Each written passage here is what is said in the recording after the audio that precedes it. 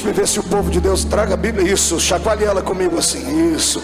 Faça uma tomada disso, cinegrafista. Olha que coisa. Diga comigo: Satanás, se estiver ouvindo, cai fora, porque eu estou armado com a espada do Espírito.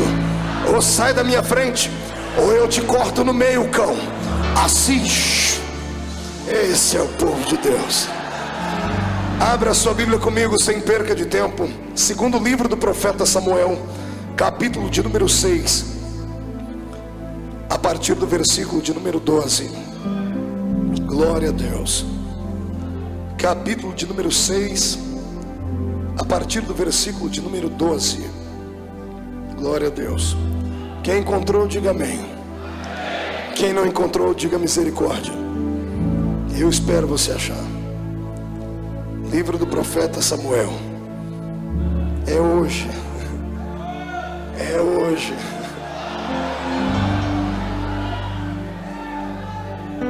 Está escrito assim: então avisaram a Davi dizendo: abençoou o Senhor a casa de Obed-edom e tudo quanto tem por amor da arca de Deus. Foi pois Davi e trouxe a arca de Deus para cima da casa de Obed-edom, à cidade de Davi, com alegria. E sucedeu que quando os que levavam a arca do Senhor tinham dado 6 passos, sacrificava ele bois e carneiros cevados. E Davi saltava com todas as suas forças diante do Senhor. E estava Davi cingido de um éfode de linho. Assim subindo, levavam Davi a todo o Israel a arca do Senhor, com júbilo e ao som das trombetas. E sucedeu que, entrando a arca do Senhor na cidade de Davi, Mical, filha de Saul, estava olhando pela janela, e vendo o rei Davi, que ia bailando e saltando diante do Senhor, ela o desprezou no seu coração. E introduzindo a arca do Senhor, a puseram no seu lugar na tenda de Davi, que Davi havia lhe armado. E ofereceu Davi holocaustos e ofertas pacíficas perante o Senhor. E acabando Davi de oferecer os holocaustos e ofertas pacíficas, abençoou o povo em nome do Senhor dos exércitos, e repartiu a todo o povo e a toda a multidão de Israel, desde os homens até as mulheres, a cada um bolo de pão, um bom pedaço de carne, um frasco de vinho. E então foi-se todo o povo, cada um para sua casa. E voltando Davi para abençoar a sua casa, Mical, filha de Saul, saiu a encontrar-se com Davi e disse: quão honrado foi o rei de Israel, descobrindo-se hoje aos olhos das servas dos seus servos, como sem vergonha se descobre qualquer dos vadios. Disse porém Davi a Mical: perante o Senhor, que me escolheu a mim antes do que a teu pai e a toda a sua casa, mandando-me que fosse chefe sobre todo o povo do Senhor, sobre Israel, perante o Senhor me tenho me alegrado. E ainda mais do que isto, me envelhecerei e me humilharei aos meus olhos, e das servas de quem falastes, delas serei honrado. E Mical, filha de Saul, não teve filhos até o dia da sua morte. Feche a Bíblia, coloque no banco, coloque na cadeira, pegue na mão da pessoa mais perfumada do seu lado. Isso, atravesse a faixa de Gaza, pegue na mão da pessoa que está do outro lado. E se não tiver ninguém aí tão perfumado assim, vai tendo paciência, né? Vamos orar para que o cheiro de Cristo desça sobre nós aqui hoje. Aperte a mão do seu irmão com carinho até ele falar aleluia. Pentecostal que não faz barulho está com defeito de fabricação, mas veio ao lugar certo, veio à olaria de Deus. O Senhor hoje vai te colocar em ritmo de aventura pentecostal. Feche os olhos e vamos orar. Pai das luzes, nós te glorificamos e te exaltamos. Te glorificamos porque o Senhor é eterno, o Senhor é grande. Não há nada e não há ninguém maior do que a sua presença. Estamos aqui nesta noite para honrar-te, para celebrar ao Senhor, para saltar e bailar perante o Deus que fez os céus e a terra. Eu gostaria que nesta noite, ó Pai, enquanto eu ministro a sua palavra, o seu povo se sinta na liberdade de tocar o seu coração com júbilo, com alegria. E antes que eu comece a ministrar a sua palavra, eu faço aqui os 2 pedidos que costumeiramente faço. O primeiro é esse, que ao redor da Assembleia de Deus do Bom Retiro, aqui em São Paulo, num raio de 5 quilômetros quadrados, Onde houver um demônio com espírito de bombeiro, eu dou a estes demônios 5 segundos para se mudarem da capital paulista, porque se não sumirem, serão queimados pelo poder da glória do Senhor, que vai trepidar sobre esta igreja. Eu ainda te faço, ó Deus, um segundo pedido. Se ainda tenho crédito no céu contigo como pregoeiro da sua palavra, abre a porta do seu palácio sobre esta igreja agora, e manda do céu para a terra uma comitiva angelical. Eu quero anjos da categoria dos serafins aqui, meu Pai. A palavra serafim significa aquele que arde em fogo. Portanto, eu quero 8 anjos de fogo aqui neste lugar agora, que eles comecem a esparramar brasas tiradas do seu altar, e onde houver um crente batizado com o Espírito Santo, renova ele agora.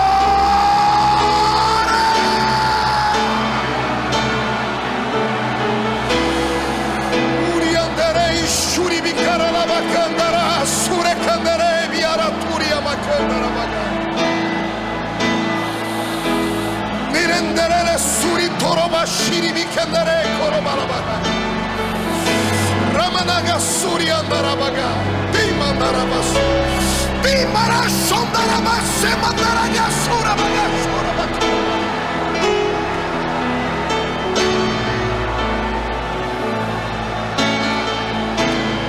Tu não precisas da minha ajuda para nada, Senhor. Tu és onipotente.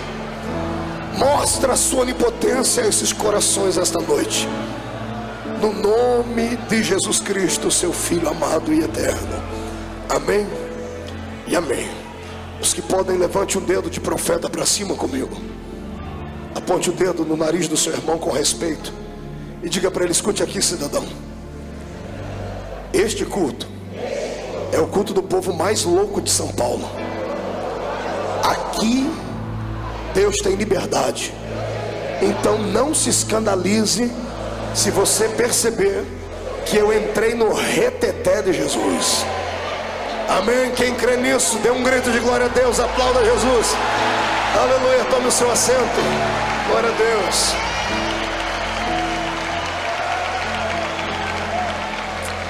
Magnífico. Aleluia. Eu não vou nem perguntar se os pentecostais chegaram, porque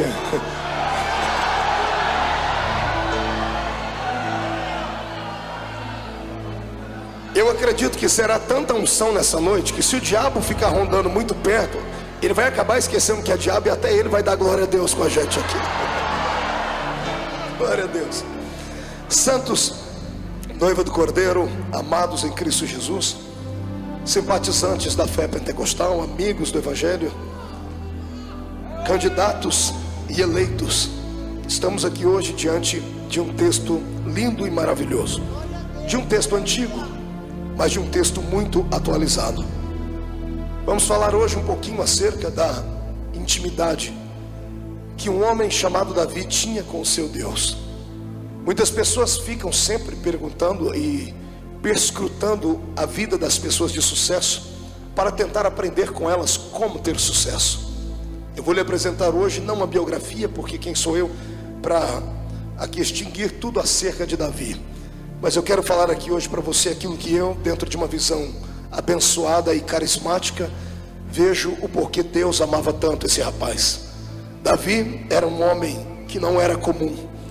Seu espírito era um espírito de adorador.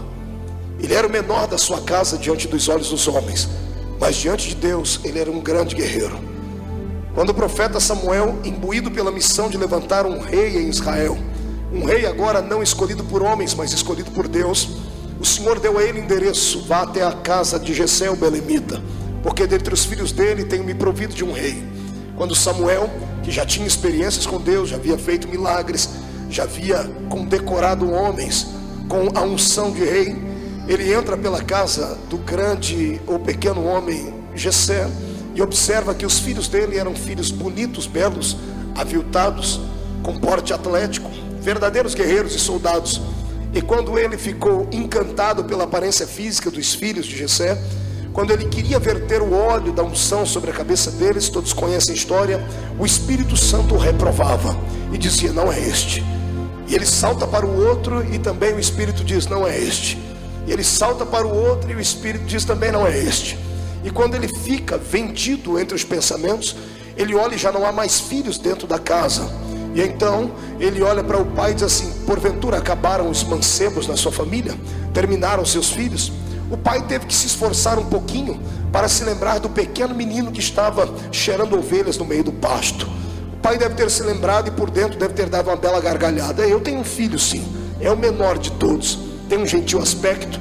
Alguns dizem que ele era ruivo, e ele fica lá no meio das ovelhas, mas ele não é muito certo da cabeça não, porque depois que ele termina de pastorear as ovelhas, ele fez um instrumento lá que ele chama de harpa, e ele começa a dedilhar aquilo e começa a cantar sozinho, olhando para o céu, como se fosse um louco, um fanático.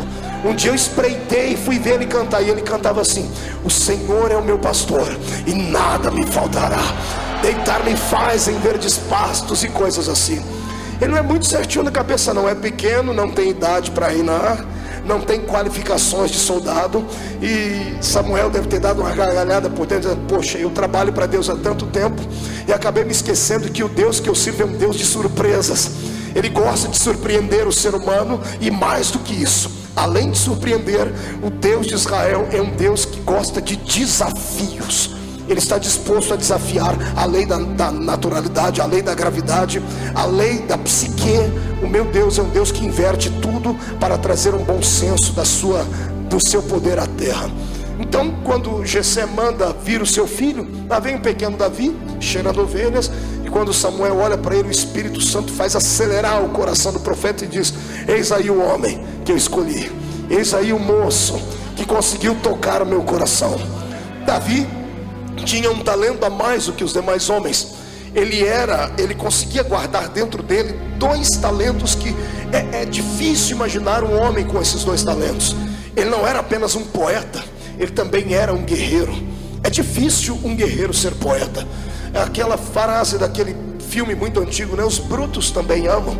É muito difícil acreditar que uma pessoa que é truculenta, sanguinária, destemida, que sabe manusear uma espada, que sabe matar um inimigo e arrancar a cabeça dele, consiga depois lavar as suas mãos do sangue, pegar uma harpa e começar a cantar coisas belas como as que Davi cantava. Eu creio que era nisso que Deus se espelhava, e era isto que Deus queria. Você pode ter um espírito de guerreiro, mas o Senhor quer que a sua alma nesta noite tenha pelo menos um tom poético. Ele quer que hoje você se esqueça das suas qualidades naturais, que você esqueça o seu anel de formatura, que você esqueça até algumas das suas raízes experimentadas na fé cristã, e que você hoje dê um salto não para dentro do desconhecido, mas dê um salto para dentro do movimento do Espírito de Deus. É profundo, é majestoso, é uma viagem só de ida. Eu tenho vaticinado isto aqui durante as segundas-feiras.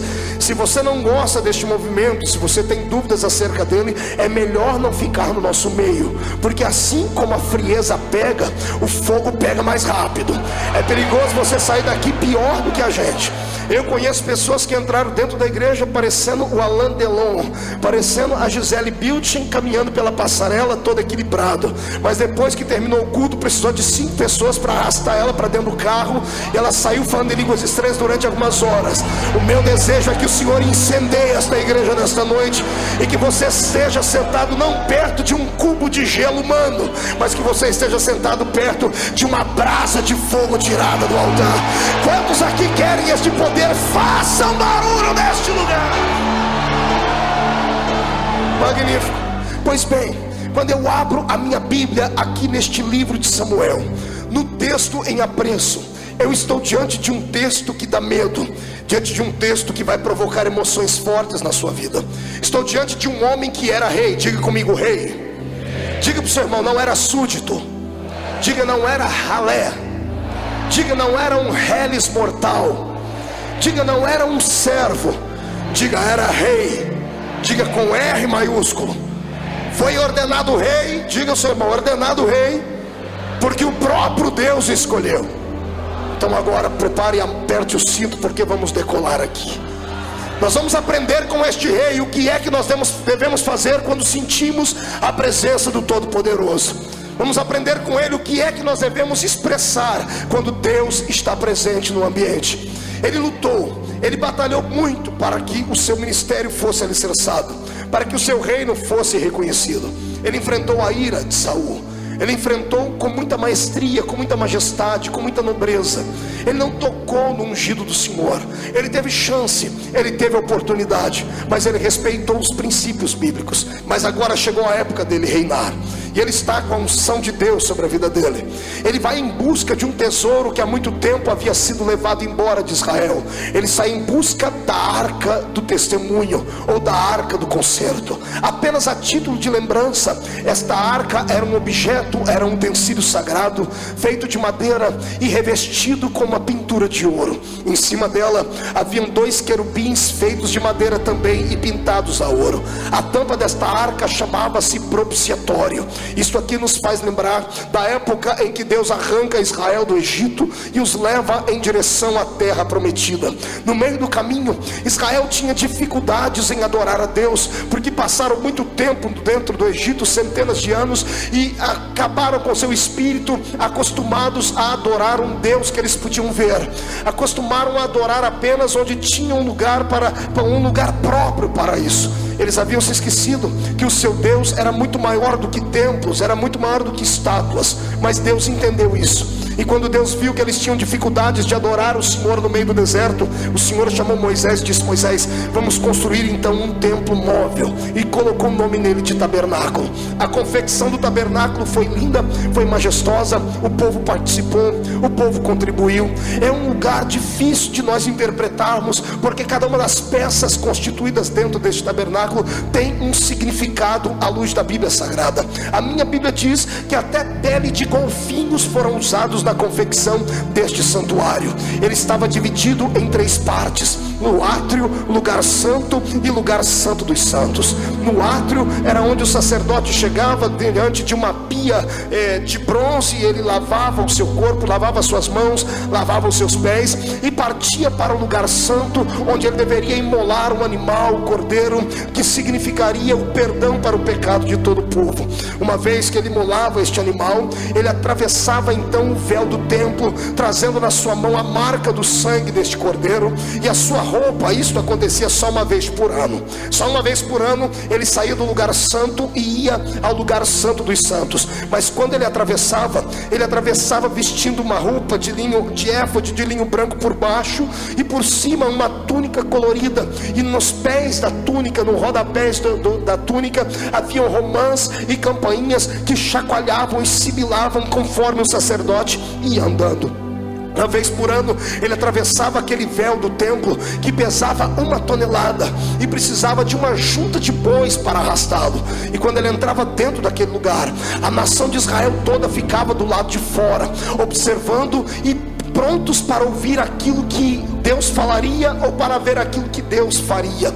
O sacerdote entrava com esta roupa diferente, com estas campainhas rodeando a sua roupa, exatamente por um significado. Se ele entrasse dentro daquele lugar e estivesse em pecado, ou Deus não recebesse o perdão do povo, ele seria sacrificado, ele acabaria morrendo. E como é que o povo sabia que o sacerdote estava vivo ou morto? E por causa dos barulhos que faziam as campainhas que batiam entre as campainhas e as romãs. Conforme ele caminhava, o povo em silêncio ouvia e dizia: ainda há vida dentro do Santo dos Santos. Ele entrava, atravessava o véu do santuário, trazia o sangue do cordeiro imaculado nas suas mãos. Ele ia em volta desta arca do testemunho que ficava lá dentro. E onde estavam os querubins, as 4 pontas daquela tampa chamava-se propiciatório.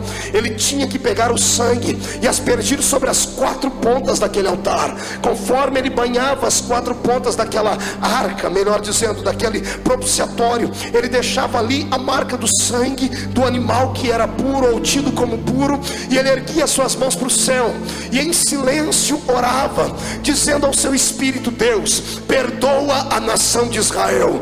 Duas coisas poderiam acontecer. Primeira, Deus poderia não receber o sacrifício e fulminar o sacerdote. Em outro texto diz que caminhava, quando ele entrava dentro daquele santuário, uma cordinha vinha amarrada à sua cintura e ficava pelo lado de fora, porque nenhum homem comum podia entrar dentro do santuário, no Santo dos Santos. Caso ele morresse e não houvesse vida, as pessoas o arrastariam para fora e passariam um ano inteiro atormentados, atribulados, com o coração pequenino e sentindo dores. Deus ficava em cima do Santo dos Santos, sentado na nuvem chamada Shekinah.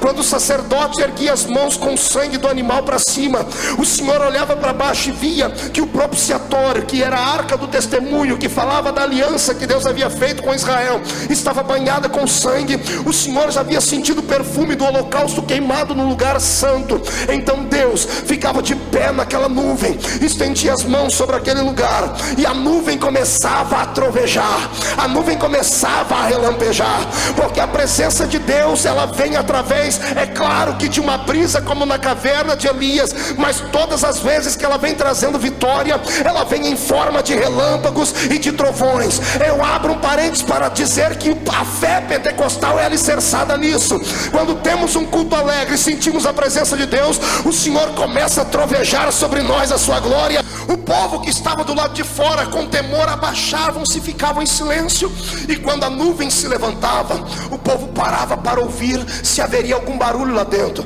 porque poderia ser que a nuvem deveria ter descido para matar o sacerdote. Então todas as pessoas atentas esticavam seu ouvido para ver se havia algum tipo de barulho. E depois que o sacerdote passava por aquela êxtase espiritual, imagine você estar dentro de um lugar fechado e a nuvem da glória de Deus descer sobre você naquele lugar.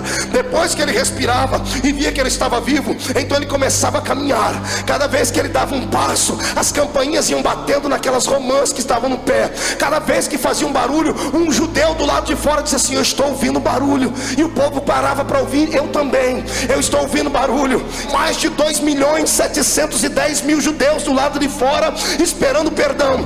Quando a notícia esparramava, 2.700.000 pessoas gritavam: o sacerdote está vivo, porque ouvimos o seu barulho. O sacerdote está vivo, é sinal de que o Senhor nos perdoou. O sacerdote saía cambaleando daquele lugar por causa da glória do Senhor, atravessava o lugar santo dos santos, passava pelo lugar santo, ia até o átrio, e quando chegava na porta do átrio, ele estendia as mãos ensanguentadas ainda e dizia: paz e perdão sobre Israel. A história dos judeus diz que quem estava doente era curado, quem estava triste se alegrava, e haveria um ano de prosperidade naquele lugar. Quando eu falo dessas coisas, eu traço aqui um paralelo com a minha vida e a sua. A minha Bíblia diz no livro de Apocalipse que tanto eu quanto você somos sacerdotes do Rei Jesus. Se há sacerdote aqui, eu quero convocar estes sacerdotes para ver se há barulho na vida dele. O que tem de sacerdote aí que a campainha não faz mais barulho,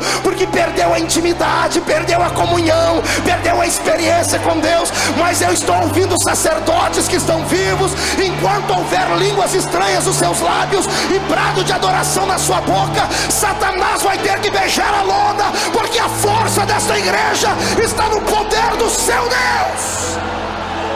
Aleluia.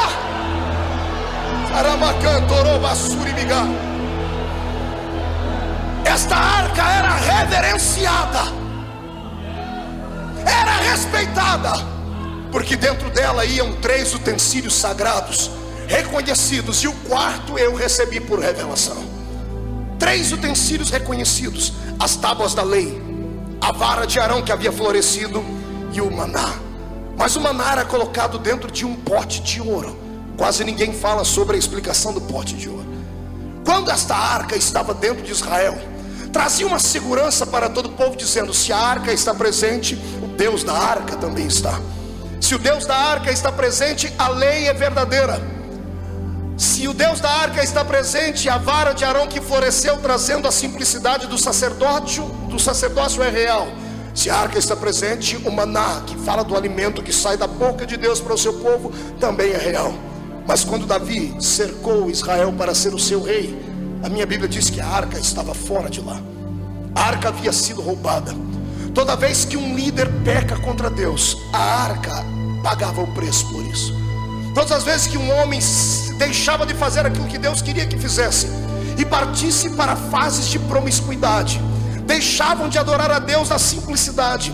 Todas as vezes que um sacerdote transformava o seu ministério em profissão, esta arca era arrancada de Israel. Parece que Deus estava dizendo a eles assim: olha, esta arca, já que vocês só conseguem adorar um Deus que vocês suponham ver ou entender, se esta arca fala da minha presença, cada vez que fizerem uma coisa errada, eu permito que esta arca vai sair de perto de vocês. E esta arca saiu de lá. Quando a arca foi embora, Israel batia no peito e gritava dizendo: se a arca foi embora as tábuas da lei. E as tábuas da lei falam das doutrinas estabelecidas por Deus. Quando eu paro para pensar nisso aqui, o meu coração chega a ficar machucado, porque eu conheço muitas igrejas que já não tem mais o simbolismo desta arca. Eu conheço muitos crentes que estão como Israel sem a presença desta arca, porque perderam a intimidade e perderam a comunhão com Deus.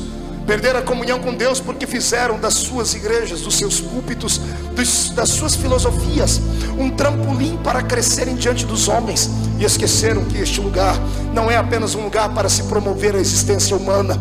Este lugar é um lugar onde entramos para adorar a presença de Deus, a presença divina. Quando a arca vai embora as tábuas da lei. Quando as tábuas da lei vão embora, ninguém mais fala do que é verdadeiro. Não se prega mais a verdade, mas passa-se a pregar aquilo que supõe-se que é a verdade. Quando a arca vai embora e leva embora as tábuas da lei, a pregação perde o sentido, e os cultos deixam de parecer cultos de adoração a Deus para parecerem verdadeiros picadeiros, onde homens e mulheres fazem mais piada do que uma pregação ungida e verdadeira. Quando as tábuas da lei vão embora, o povo perde a noção de que só podemos adorar a um Deus, e o povo começa a adorar bezerros de ouro, começam a levantar imagens, começam a levantar ídolos. Quantas igrejas que você conhece por aí que cultos já não são mais cultos, são verdadeiros shows, onde se mostra a performance humana, onde se mostra os atributos humanos, e ninguém mais repassa esta glória para Deus. Eu quero hoje vaticinar como profeta que igreja verdadeira tem que ter a arca dentro dela. Se a arca está lá dentro, a palavra é pregada com veracidade, doa quem doer, custe a quem custar. Eu sei que falar a verdade às vezes incorre numa palavra em que você vai acabar perdendo pessoas que às vezes têm dinheiro, que às vezes têm influência, mas que não têm compromisso com Deus. E eu quero dizer a você que a igreja não é movida a anel de formatura, não é movida a milhares e milhares de reais. O Senhor prefere meia dúzia de viúvas dando dinheiro de órfão, dando R$1, mas cheias do Espírito Santo, alegres, agraciadas, do que pessoas descompromissadas com a verdade. Quando a arca de Deus vai embora, o povo fica cego, deixam de adorar ao verdadeiro Deus e fazem da igreja muitas coisas que ela não é. Algumas pessoas entram na igreja e pensam que na placa lá fora está escrito assim: banco, onde você pode conseguir todas as possibilidades da sua vida. Pregam um evangelho barateado e prostituído neste planeta. Eu já vi igrejas dentro desta capital que pregam um evangelho que é vertido apenas para dinheiro. O céu deles é um céu nesta terra. Eles não conhecem a Bíblia, porque o apóstolo Pedro deixou escrito aqui que o homem que espera em Cristo só nesta vida é o mais miserável de todos os homens. Ou seja, se você serve a Deus apenas por aquilo que Ele pode te dar na terra, você é um miserável. Jesus não quer que você siga Ele por aquilo que Ele pode te dar, Ele quer que você o ama por aquilo que Ele já te deu. Ele te deu o nome escrito no céu, Ele perdoou o seu pecado, Ele trouxe assistência dentro da sua vida. Mas quando a arca vai embora, a palavra da verdade é arrancada. E o que eu quero dizer a vocês essa noite é o que o meu coração sente. 3 palavras foram arrancadas do vocabulário dos pregadores do século 21: pecado, justiça e juízo. Ninguém mais tem coragem de pregar essas coisas. Querem um evangelho light, querem um evangelho banalizado, querem um evangelho onde vale tudo, vale até homem dançar com homem, mulher com mulher. Me perdoe, eu não vim aqui massagear o seu ouvido, vim aqui como profeta para te falar que sem a presença de Deus nada funciona. Se você pode acreditar nisso, levante a mão para cima e glorifique ao Rei.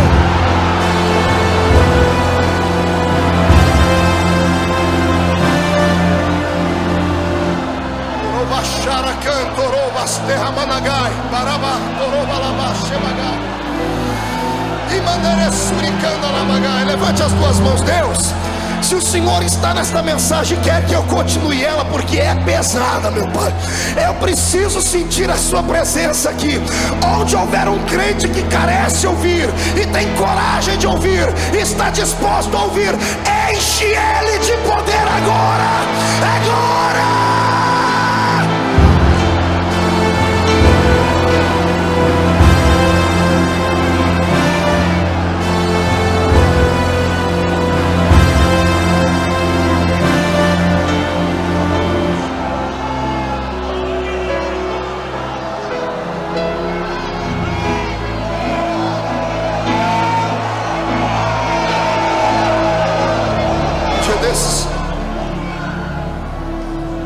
Eu sentei com algumas pessoas importantes, alguns obreiros que são muito conhecidos nesse país, e eles disseram assim: Marco, você tem 31 anos de idade, o Senhor te colocou num lugar de destaque nessa nação, você tem um mundo aberto para você. Já que você conquistou tudo isso, disseram para mim, muda o seu estilo. Você já ganhou os pentecostais, conquiste as outras igrejas agora. Eu falei, de que jeito? Pregando um evangelho mais light, um evangelho açucarado, pastor Antônio Carlos. Eu falei, que evangelho é esse? Rapaz, o evangelista é bom para falar que tem anjo, tem fogo, glória. Eu olhei para o infeliz e disse assim: meu irmão, me desculpe, mas eu não sou covarde. Se você é, o problema é seu, eu não tenho medo. E olha que já ameaçaram fechar a porta para mim nesse Brasil. O cidadão fecha uma, Jesus abre 10. Eu sirvo a um Deus que está com os olhos impregnados nessa noite aqui nessa reunião. E Ele está em busca não de pregadores de fama, não de pessoas que querem os brilhos das luzes da ribalta sobre eles. O Senhor está aqui em busca de profetas, está em busca de gente que tem coragem de falar aquilo que o Senhor lhe mandar falar. Doa a quem doer, custe o que custar, porque ao final de contas o meu Deus não é frouxo. O meu Deus é um Deus que é macho. Pastor Marco, que loucura é essa? Deus é macho. A minha Bíblia diz que Jesus foi apresentado no templo no 8º dia, e a Bíblia diz que todo macho de 8 dias era apresentado no templo. Então meu Jesus é macho, e eu quero que você ouça verdades, porque Ele quer trazer algo novo para você.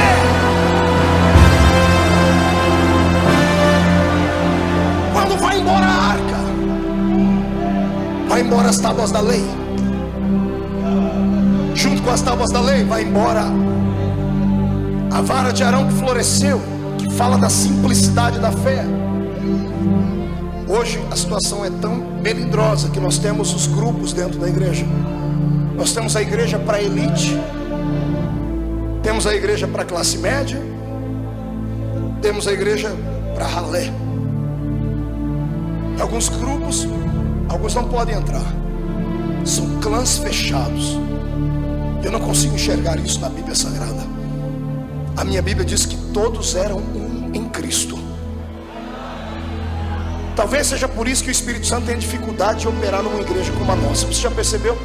Um dali sente a presença, o de lá não. O dali, qual falta virar cambalhota, o outro está com o nariz comprido, feio, parecendo que foi batizado num pó de vinagre. Sabe por quê? Os pensamentos não batem. Eu sou um apologista da fé pentecostal, pago um preço por isso, mas eu amo. E o que tem de gente que atribui essa fé pentecostal só à pobreza? Eles acham que só a igreja pobre, pastor Rubinho, faz barulho. Eles acham que só gente que só tem 2 dentes na boca, um para doer e o outro para abrir garrafa, é que sente a presença de Deus. Eles acham que é só gente que usa chinelinha havaiana que pode entrar na presença do Pai. Eu quero dizer a esses infelizes que não conhecem a Bíblia Sagrada, que o Espírito Santo, Ele opera onde há um coração aberto. Se você for doutor e deixar Ele entrar, Ele vai entrar e vai fazer um auê na sua existência também. O que o Espírito busca são pessoas sensíveis. Sabe o que é sensibilidade? Sensibilidade não é algo que se tem ou que se conquista aqui. Sensibilidade é algo que se conquista aqui. O Senhor quer hoje tomar o seu coração na mão dele, porque Ele quer devolver para você a glória que te foi levada, a glória que te foi roubada, a glória que te foi vilipendiada. O Senhor quer devolver à igreja os talentos do passado. Mas para isso nós temos que batalhar para a arca voltar. Mas como se não há simplicidade entre nós? se a nossa fé está sendo vituperada, se a nossa fé tem sido de certa forma banalizada, como nós podemos amar a Cristo sabendo que nós fazemos uma distinção entre homens e homens dentro da igreja, entre irmãos e irmãos? Eu já vi isso, cansei de ver isso. Chega uma pessoa para cumprimentar um pastor, ou um grande pregador, ou um cantor, enquanto a pessoa não se identifica, é aquela paz do Senhor fria e morna. Quando a pessoa diz: olha, eu sou doutor, muda a história. Só falta dobrar o joelho para a pessoa dizer assim: olha, você é um rei. O que eu quero que você entenda é isto: o meu Cristo não faz acepção de pessoas. Ele não vê diferença na vestimenta, ele não vê diferença no intelecto. Para ele pouco importa se você é rico, se é poliglota, se é escritor, se é fazendeiro, se é um grande empresário. Para ele pouco importa se você desceu aqui no heliporto com seu helicóptero, ou se você entrou aqui usando um skate ou veio de chinela havaiana. Deus não olha para a sua aparência. Na questão do espírito, ele olha por dentro. Ele vê dentro de você o que é que tem, o que é que atrai a presença dele. Quando eu olho para essa história, eu vejo Davi em busca desta arca, que além de levar embora as tábuas da lei, além de levar embora a vara de Arão que havia florescido, além de levar embora o maná, que simbolizava uma palavra revelada, a dependência de Deus. Quando eu olho para o maná, eu me emociono, porque o povo estava no deserto com fome, não tinha padaria suficiente para dar pão a eles, não tinha uma cozinha suficiente para fazer comida a eles. Então eles dependiam de Deus para comer, eles dependiam de Deus para sobreviver. E quando eles diziam: Deus, estamos com fome, o Senhor pegava os anjos do céu e assava maná e mandava na mesa deles. Por que é que o maná foi guardado dentro da arca? Porque fala de uma época em que o povo era dependente de Deus. Olha para o seu irmão e diga: dependência. Não grite no ouvido dele, diga: dependência. Não estou satisfeito, levante a mão direita para cima, agarre o ombro da pessoa do seu lado, tira ela do lugar até ela ficar irritada, chacoalha ela, diga para ela: dependência, entendeu?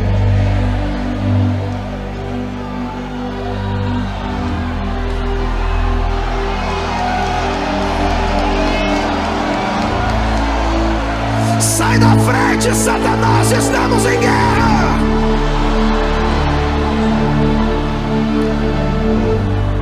O meu Deus sentia saudades do seu Israel, que ficava não esmolando, mas dizia: papai, manda comida para mim. Se tem uma coisa que Deus ama e Ele é apaixonado, é por alguém que depende dele para alguma coisa, tá entendendo? Deus tem prazer em dar. O prazer de Deus é quando você acorda de manhãzinha lá, estica os braços e diz assim, dobra o joelho e diz: pai, hoje eu quero isso, quero isso, quero isso. Deus não anota, mas tem um anjo do lado dele, Deus vai estar anotando tudo aí, porque ele está pedindo, ele depende de mim. Ele não pediu para o médico, não pediu para o político, não pediu para ele, ele pediu para mim. É meu filho, se é meu filho eu tenho que dar, eu vou dar, eu vou abrir a porta, eu vou fazer por onde.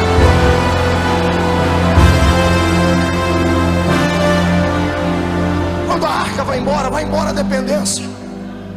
Tiramos a dependência da vertical, colocamos a dependência na horizontal.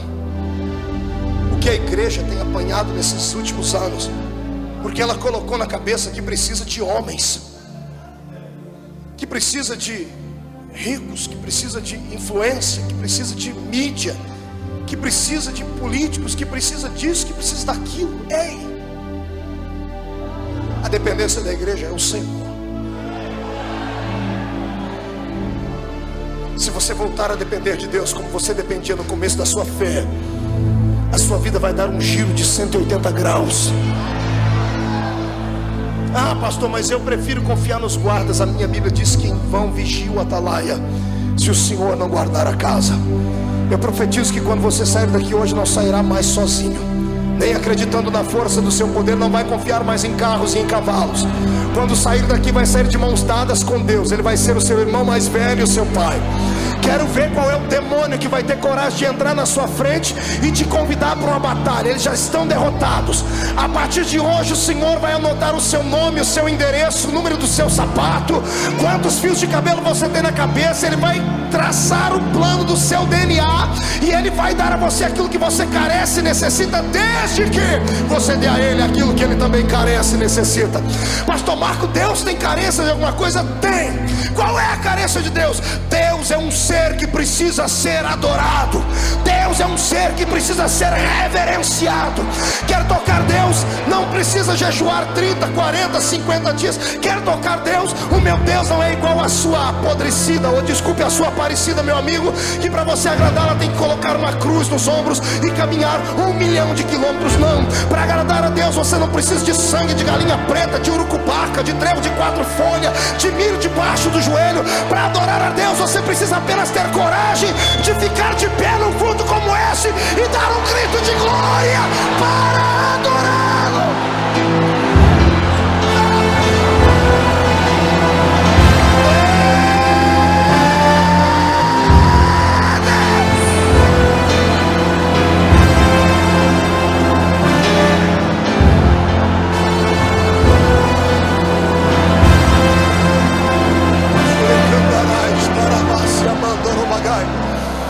Segura um pouquinho. Sente.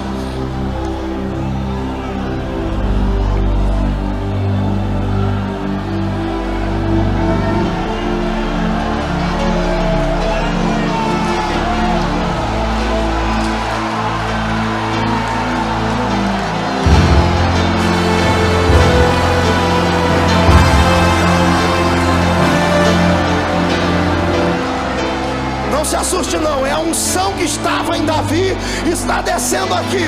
Sai da frente, Satanás, queremos adorar.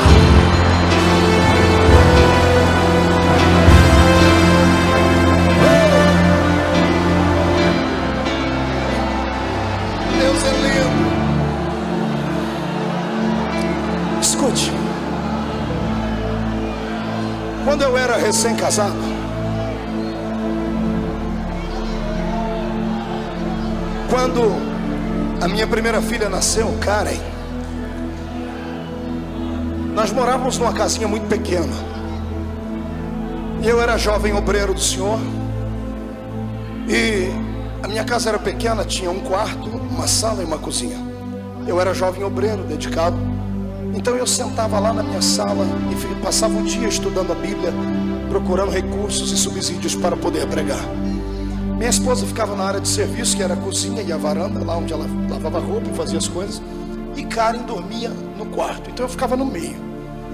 De 5 em 5 minutos a minha mulher passava por mim assim, por trás, ia lá no quarto, fazia alguma coisa e voltava. Ela fez uma vez, tudo bem, 2, 3, depois da 4ª vez eu já fiquei irritado, porque tirava toda a minha atenção, não conseguia estudar. E eu já estava para perguntar a ela o que é que ela ia fazer lá dentro, mas eu fiquei quieto.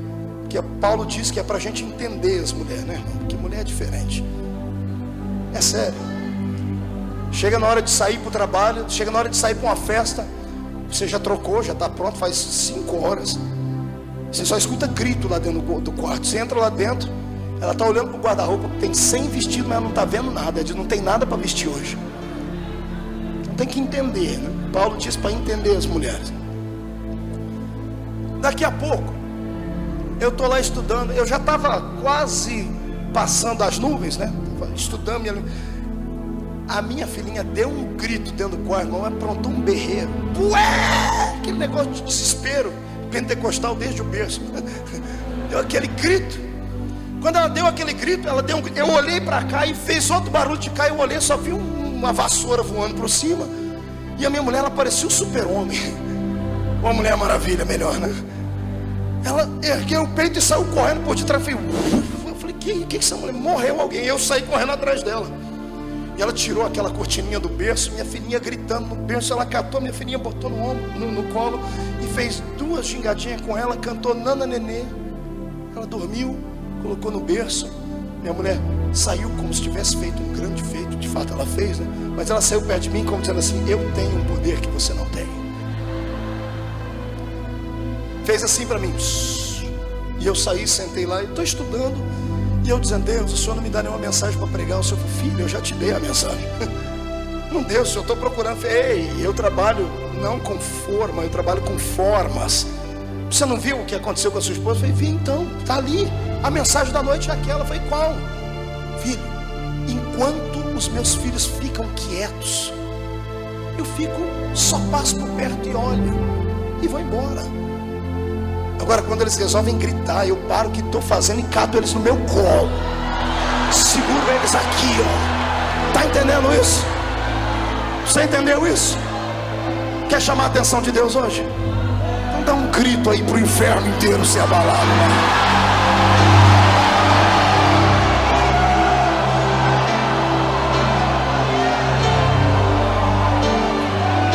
Bem, vamos para o texto. Esta arca, que era majestosa e falava da presença de Deus em Israel, havia sido roubada anos a fio longe de Israel. E Davi, quando foi entronizado como rei, teve coragem de ir até onde esta arca estava e trazê-la de volta para Israel. E ele conseguiu, depois de uma grande batalha, ele trouxe a arca para Israel. Só que no meio do caminho, lá não devia ter telefone celular, né? Mas tinha outra coisa que chamava molecular. Tinha um moleque que saía correndo para contar as coisas. Era o que levava o correio. Davi chegou: avisa Mical que eu consegui a arca e eu estou voltando para casa. O moleque vai correndo. Daqui a pouco ele recebe outra notícia de Mical e ele volta. Davi, a rainha mandou dizer que ela vai preparar uma festa de pompa, uma festa de gala, uma festa digna de um grande rei. Tá aí, ela falou, ela deu as coordenadas. Aqui, o senhor tem que vestir a roupa de rei, colocar a sua coroa, preparar os seus guerreiros aí, todos eles têm que estar limpos, perfumados, todos eles bem vestidos. Os portas-bandeiras vão na frente, alguns vão segurando a arca, vão assim, tudo bem formado, tudo bem, porque ela está convidando generais de todo Israel para assistir essa festividade solene. Imagina Davi dizendo: eu não sou bom com esse negócio, eu sou da roça.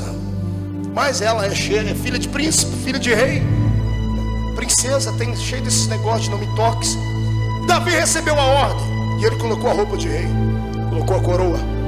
Seus cavaleiros estavam todos belos. Pela primeira vez na vida tomaram banho, os abençoados. Depois você lê lá sobre a caverna de Adulão, você vai ver quem eram os guerreiros dele. Então ele entrando dentro de Israel, porta-bandeira segurando a bandeira lá em cima, a arca vai na frente. Quando a arca passa pelos portões de Jerusalém, o rei que estava em cima da arca, lá dentro as pessoas vestindo roupas brancas, com folhinhas na mão, abanando. Um grupo bem bonitinho cantando uma música dos anos 50, dos Beatles. Estão num canto ali cantando alguma coisa. Tá todo mundo ali, a rainha está em cima da sacada da janela, olhando, dizendo assim: que lindo, ficou tudo perfeito. A festa vai ficar na memória, vai sair nas manchetes dos jornais. A festa mais organizada do Oriente. Quando Davi passa pela fortaleza de Jerusalém e ele olha para aquela arca, ele tira o olhar da arca e olha para o povo. Quando ele olha para o povo, ele sente o que Deus sentia. Ele vê que aquele povo precisava não de um rei, não precisavam de glamour nem de festa, eles precisavam da presença de Deus. A arca era o símbolo da presença de Deus. Quando Davi viu a arca entrando por dentro dos portões de Jerusalém, ele lembrou de todas as histórias que contaram para ele, que sacerdotes com a arca dos ombros pisaram dentro de um rio e o rio se abriu. Homens com a arca na frente venceram exércitos, atravessaram grandes muralhas, eles fizeram grandes feitos. E quando ele lembra das histórias que ele ouviu acerca da arca, sabe o que o rei faz? Ele pula de cima do cavalo, ele pega a coroa e dá para alguém segurar. Ele tira a roupa de rei, a indumentária real colorida, e ele fica só com uma roupa branca de éfode, de linho. A minha Bíblia diz que ele se despiu, ele ficou quase nu. E sabe o que ele fez? Chocou, ele escandalizou. O rei, que tinha que ter postura e compostura, desce do cavalo e ele começa a correr em volta da arca. Só que ele não está correndo. A minha Bíblia diz que ele começa a bailar, ele começa a dançar. Ninguém está entendendo nada. Devia ter algum músico por lá, deve ter tirado algum tipo de música, começou a tocar algum tipo de instrumento, e Davi começa a bailar ao redor da arca. vai bailando e vai cantando: o Senhor é o meu pastor, nada me faltará. Deitar-me faz em verdes pastos, guia-me mansamente às águas tranquilas, refrigera minha alma. Ele vai dançando e vai gritando e vai tocando o coração de Deus. Eu imagino Deus se esquivando do seu trono e ficando de pé, chamando os anjos, assim: venham cá, seres angelicais. Foi para aquilo que eu fiz o ser humano, foi exatamente para aquilo que eu criei o ser humano. É por isso que aquele moço ali é um homem segundo o meu coração. Ele esqueceu a posição, que esqueceu a postura, deixou de lado o anel de formatura, deixou de lado os conhecidos, os príncipes, deixou de lado a sua majestade e enalteceu a minha majestade. Ele é rei, mas eu sou o Senhor. Eu sou o Rei dos reis e Senhor dos senhores. Sabe o que eu acho lindo? Algumas pessoas chamam de costume, eu chamo de liberdade de adoração. Em algumas igrejas não se pode bater palma, não se tem, dizem, não se tem o costume de adorar a Deus de pé. Quando eu vejo a multidão aqui ficar de pé, eu sinto que são homens e mulheres sensíveis. Qual é o ser humano que tem a sua inteligência aguçada, que percebe que o rei está passando e vai ficar sentado para ver? Todas as vezes que o rei chega no ambiente, os súditos ou ficam de pé ou se jogam de joelho no chão, mas eles têm atitude de adorador.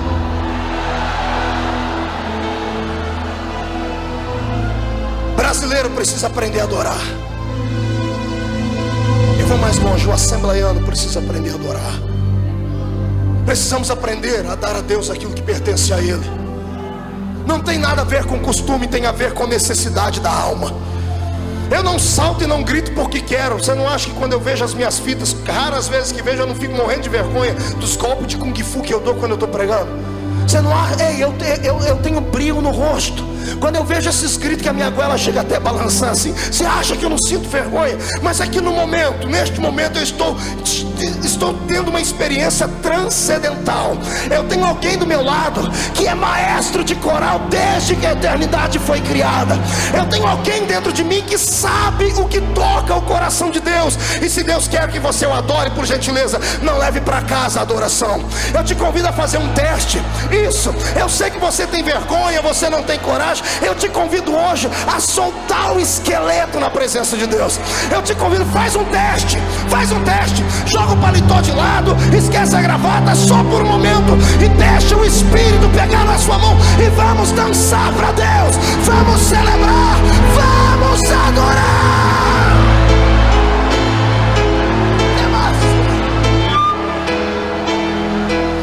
Você não sabe o que você perde quando está no culto e fica em silêncio por muito tempo.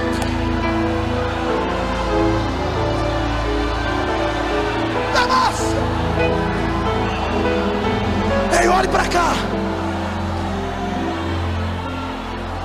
Não estou dizendo que o culto não tem que ser racional. Sim, tem que ser racional. Tem que ter equilíbrio, tem que ter ética. Mas o equilíbrio e a ética do Espírito são diferentes da nossa. Está entendendo? É uma questão de sobrevivência. A própria ciência diz que a pessoa que é mais alegre, que é extrovertida e expansiva, ela vive melhor. A ciência também prova que pessoas introvertidas, fechadas, acabrunhadas, com o coração endurecido, de personalidade muito forte, se criar um câncer dentro dela, o câncer tem mais facilidade de corroer as demais células por causa do estado de espírito dela. Pentecoste não é uma doutrina de loucos.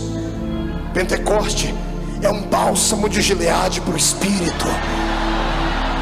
Está entendendo isso? Uma vez eu preguei na África e eu participei de um culto inesquecível. Haviam mais de 3.000 pessoas sentadas no chão, não tinha teto, o muro da igreja era caindo aos pedaços e o povo sentado no chão batido de terra. O pastor conseguiu organizar um evento muito lindo. Ele conseguiu um microfone que era ligado numa bateria de carro, numa caixinha de som que era ligado numa bateria de carro. Era lindo, eu falava aleluia e o povo entendia glória a Deus lá atrás. A metade da pregação, pastor Antônio, o povo falava em línguas, porque achava que eu estava falando em línguas, mas não é, misturava tudo. Era uma bênção. Só que eu me recordo muito bem que ele pediu para que se levantasse um coral de mulheres para cantar. Isso foi em Viana, em Angola. Levantou um grupo de 500 mulheres. Não tinham um instrumento como esses. Deu a irmãzinha na frente, ela era maestrina, né? Chamou todo mundo, disse assim, separou as vozes. E ela pegou um ritmo na palma da mão. E os 2 primeiros bancos acompanhavam com as palmas. Os 2 bancos para trás, as 2 outras fileiras, acompanhavam no mesmo ritmo, mas com os pés. Elas batiam os pés e as mãos. E cantavam num dialeto muito deles, que eu não entendia nada aqui, mas eu entendia tudo aqui. Era lindo. Nenhuma palavra era inteligível para mim, mas o meu espírito testificava com o espírito delas aquela adoração. Naquele dia, sabe o que eu fiz? Eu queria me esconder debaixo do banco, porque como bom assembleiano, quantas vezes não preguei que a gente não pode bater palma e nem pular, porque isso não tem ética, porque isso ofende, porque Deus não é surdo. Nós não precisamos fazer auê, a reunião tem que ser sacra. Naquele dia eu vi pessoas que estavam dando para Deus tudo que tinham, e no louvor delas era tão forte, tão poderoso, que a poeira subia da terra, porque elas batiam os pés no chão e a glória de Deus descia do céu. Eu me lembro de um homem sentado num canto, com a perna toda enrolada e torta. Foi a primeira vez que eu vi um milagre extraordinário. Ele sentado próximo ao púlpito, ele via as irmãs baterem os pés, e ele com a perna enrolada para trás, ele chorava e gritava: Deus, eu queria ter pés para poder te adorar. Aquilo me chocou. Eu chorei, eu disse: Deus, eu tenho pés, eu tenho mãos. E às vezes vou para um culto e pareço um manequim de vitrine de terno. Às vezes pareço mais um apresentador do que um adorador. Vocês estão entendendo isso? Isso aqui não é um lugar onde você vem só ouvir. Aqui é um lugar onde você vem para dar. Se você não sabe o que é adoração, eu tenho pena de você. É por isso que você é acabrunhado, entristecido, frio e fraco. É por isso que tudo para você tem que ser dentro da razão. É por isso que o seu espírito sofre tanto. Você vive à base de remédios. É por isso que você entra aqui e não entende nada e fica aí por dentro se corroendo. O olho não consegue ter uma lágrima. Aqui não chora, mas quando está em casa assistindo o Titanic e o Leonardo DiCaprio morre afogado, ai! Aí na igreja vem com essa pintura abençoada aí no rosto, que parece que esticaram você inteirinha. Parece que passou numa funilaria e fez uma recalchutagem. Aí entra, tem tanta plástica e tanta massa que não pode nem rir. Fica assim. Aí quando vai chorar, pega um lencinho e faz assim. Inibe o Espírito de Deus de operar. Eu quero te convocar hoje. Saia daqui amarrotado, saia daqui borrado, saia daqui despenteado, mas saia daqui cheio da graça. Saia daqui feliz, alegre. Você tem um poder dentro de você que você não sabe a amplitude dele. Você tem uma autoridade guardada dentro de você, pentecostal, que você não conhece aquilo que tem. É como uma criança que tem uma arma de fogo na mão e não sabe o potencial dela. Pode acontecer uma miséria. Se você começar hoje a pedir a Deus para treinar o seu espírito e te ensinar o que é o poder pentecostal, você vai continuar caminhando com os pés na terra, mas a sua mente vai estar estacionada do lado do trono de Deus. Você vai começar a ver aquilo que os olhos não viram, a sentir aquilo que o coração não sentiu. Eu quero te convidar hoje para você deixar de ser natural. Satanás vai ter que beijar a lona, porque isso não é mérito da terra, é um dom que veio do céu e você tem ele. Então libera.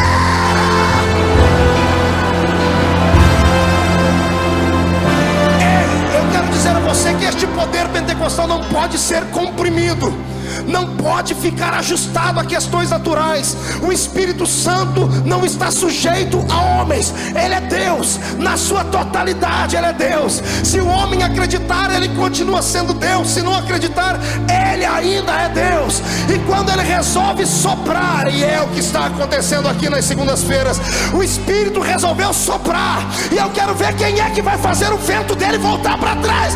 Quem é que vai fazer? Ele vai continuar soprando na sua vida. Levante a mão para cima, bata no peito, bata até fazer barulho. Olhe para a pessoa do lado e diga assim: eu não sei você.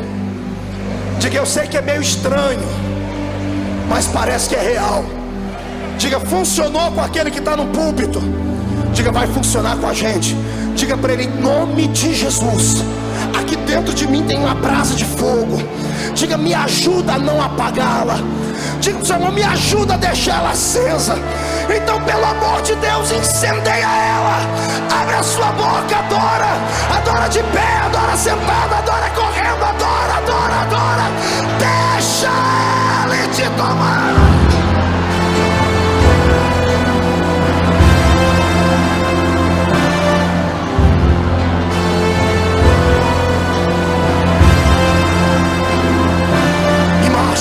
Três turico maragai, trumandereles turi karadashe begesi bahai, e umendoro vasuri tramanara la da tergi marashuri bicaragai. Deus de Israel, enche esse lugar agora, meu Pai. Enche cada centímetro deste ambiente com a sua presença. Senhor, traz a sua Shekinah aqui.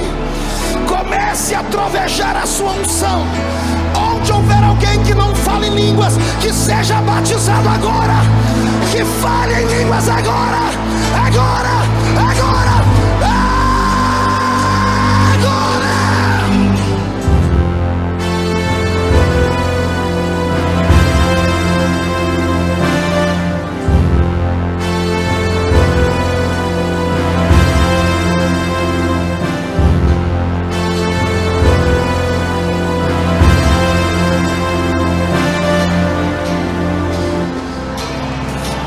Davi, baila Davi. A arca está voltando, adore a dele. Sente mais um pouquinho, vou terminar.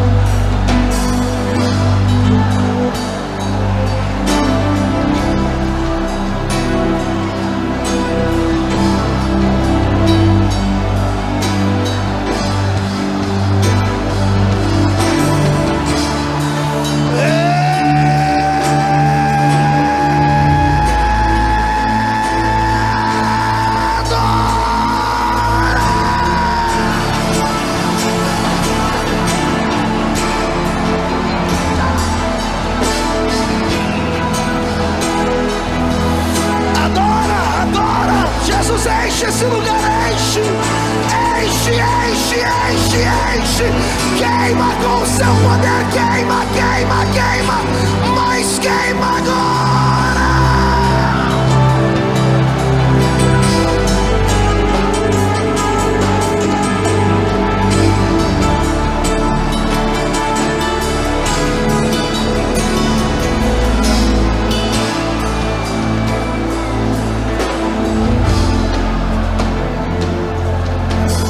Segura um pouquinho e olhe para cá. E quando alguém te acusar de emocionalismo barato,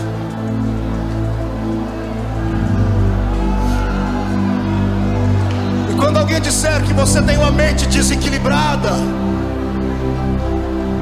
fique em silêncio. Lembre-se que dentro das suas veias não corre um fio elétrico, corre sangue. Você não tem uma bateria aqui do lado esquerdo, você tem um coração.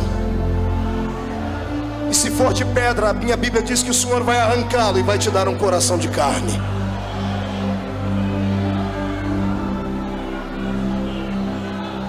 Davi dançou,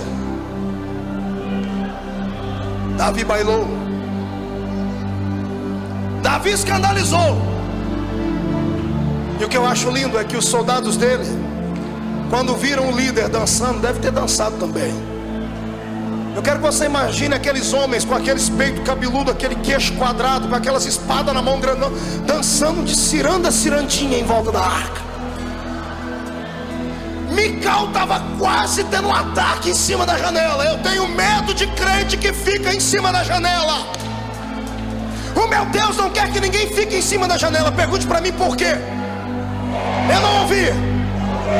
Porque quem está em cima da janela não dá para entender se ele está dentro ou se ele está fora. Não dá para entender se ele está olhando para dentro ou se ele está olhando para fora. É um lugar duvidoso.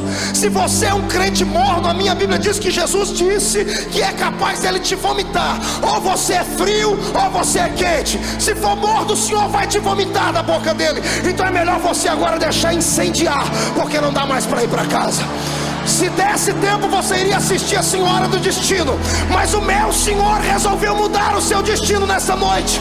Eu quero profetizar que o reino do poder de Deus, que é poder pentecostal, vai incendiar São Paulo.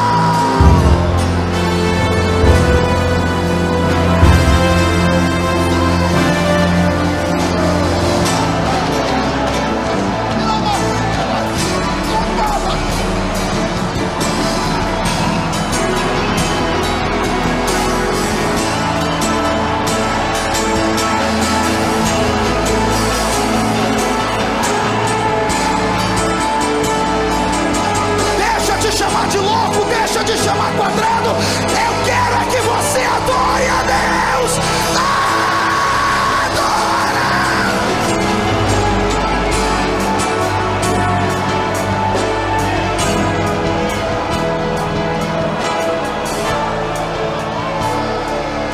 Fique de pé, agarre a mão do seu irmão.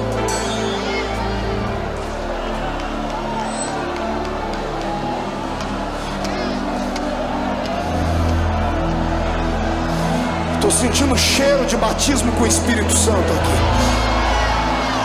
Não me pergunta o que é isso. Isso aqui é coisa minha de Jesus. Apenas creia. Estou ouvindo barulho de portas se abrindo. Portas que estavam enferrujadas estão sendo expostas à abertura nessa noite. Grilhões de religião que prendiam seu espírito vão ser quebrados. Eu quero que a sua alma toque o coração de Deus. Deixa Deus te usar. Deixa.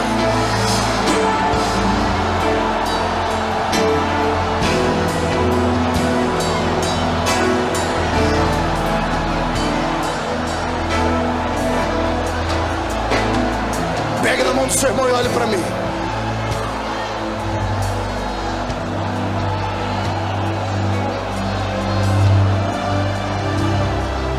O preço para se ter essa unção, para se ter esse poder, é a rejeição.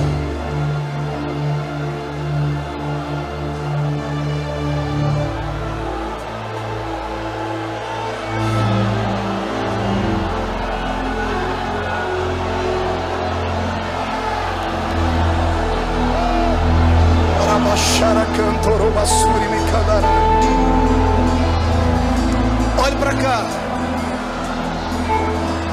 Aperte a mão do irmão e segure. Olhe para mim. O preço desta comunhão, o preço deste louvor, é exatamente a rejeição. Por que é que os homens rejeitam este movimento? Não rejeitam porque querem, rejeitam porque estão sem saber, sem tomar conhecimento, a serviço do próprio diabo. O único que não suporta este tipo de louvor é Satanás.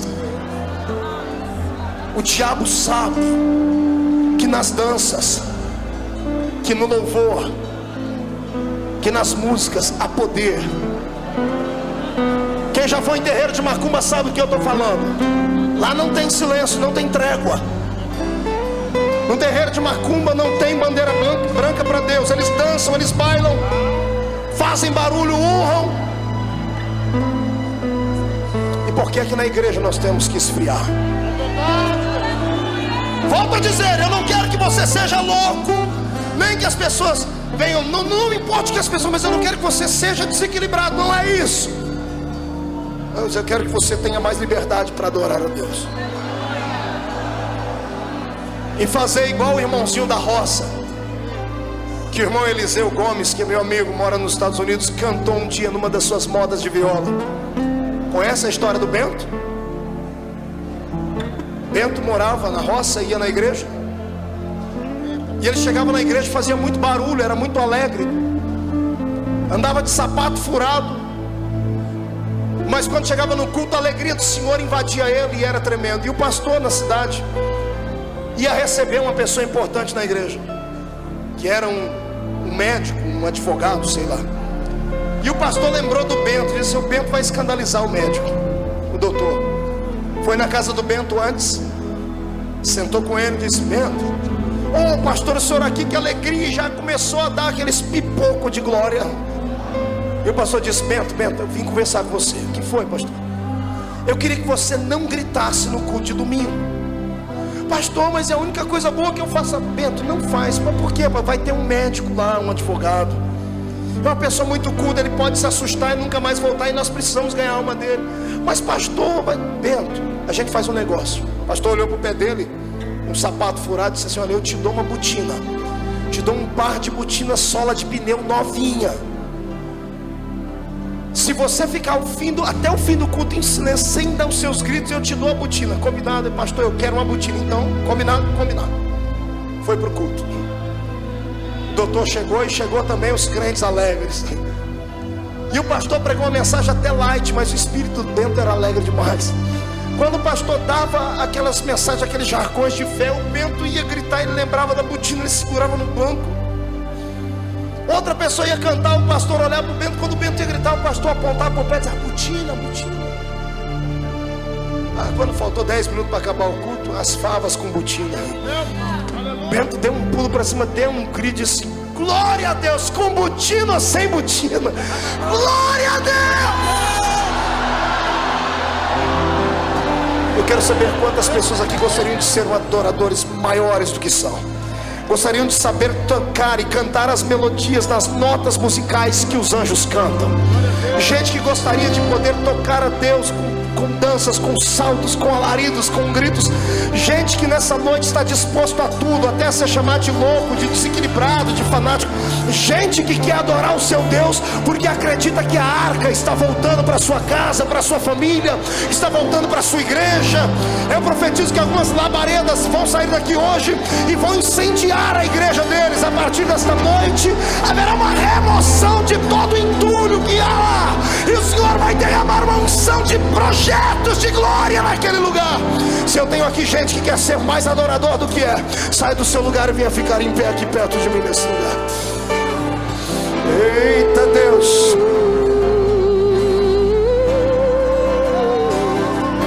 vem adorador.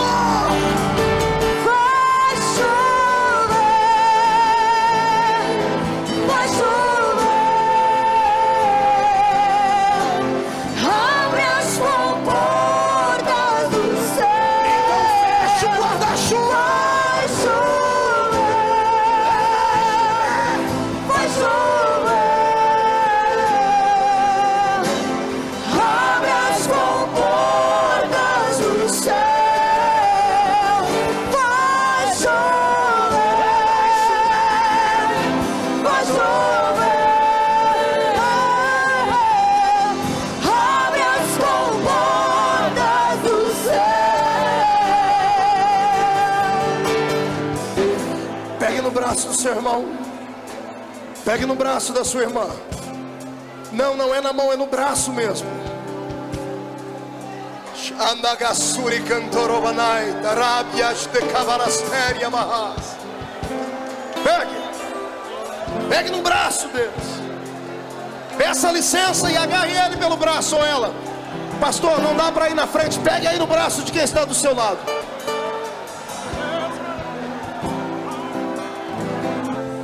Eu disse a Jesus que eu gostaria que nessa noite acontecesse aqui nessa igreja, na mesma intensidade do que aconteceu lá no cenáculo no dia de Pentecoste. Eu pedi a Deus que Ele derramasse sobre esta igreja hoje uma unção de fogo e glória, mas uma unção que será inquestionável. Eu pedi a Deus que pessoas sentissem tanto a presença dEle aqui hoje, que elas tivessem dificuldades de sair daqui para ir para dentro do carro delas. Para você saber que esse poder é real, ele não é natural, ele é real, ele é verdadeiro. Eu já vou avisar para ninguém se assustar. Aqueles que já falam em línguas, se preparem, porque serão impactados. Vão receber dom de orar em outros idiomas. Aqueles que não são batizados com o Espírito Santo serão batizados. Aqueles que têm mais sensibilidade serão arrebatados. Ei, Deus! Ore comigo e diga assim: Deus, eu quero, eu preciso descobrir os segredos e os mistérios da adoração.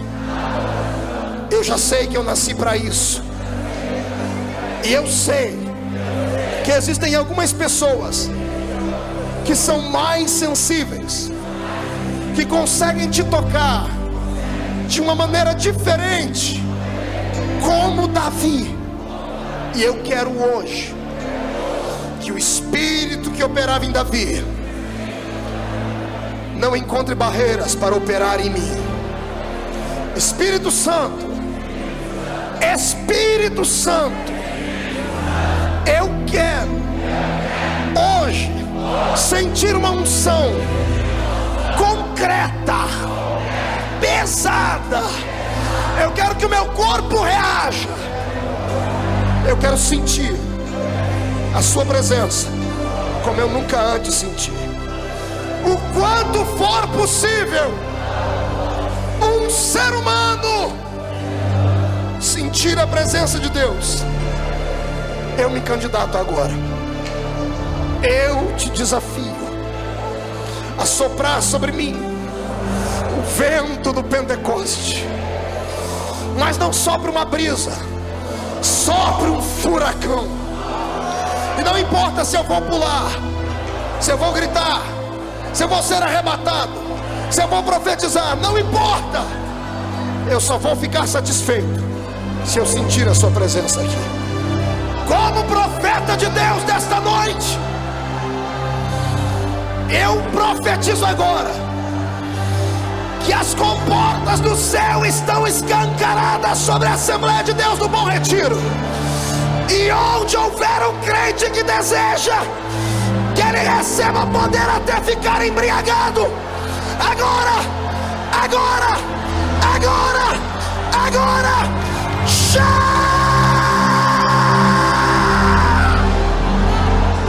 levante as duas mãos lá em cima, escolhe uma pessoa e olhe nos olhos dela. Olhe nos olhos de alguém, com as mãos para cima, não toque nela ainda. Levante bem alto, chacoalhe a sua mão. Olhe para o seu irmão e diga: sabe o que é isso? Prenúncio do movimento do Espírito de Deus. Diga: eu creio que o que eu senti aqui foi aquilo que os apóstolos sentiram no dia de Pentecoste. E eu vou repartir contigo, porque eu creio na transferência de unção. Levante as mãos. Eu quero uma unção de operação de maravilhas nas palmas das mãos erguidas, Papai do céu. Onde eles colocarem a mão deles agora, o Senhor vai operar com milagres e sinais. Abrace alguém que está na sua frente. Abrace ele, abrace ela. Abrace. Diga para ele: seja cheio do poder. Aleluia! Amém.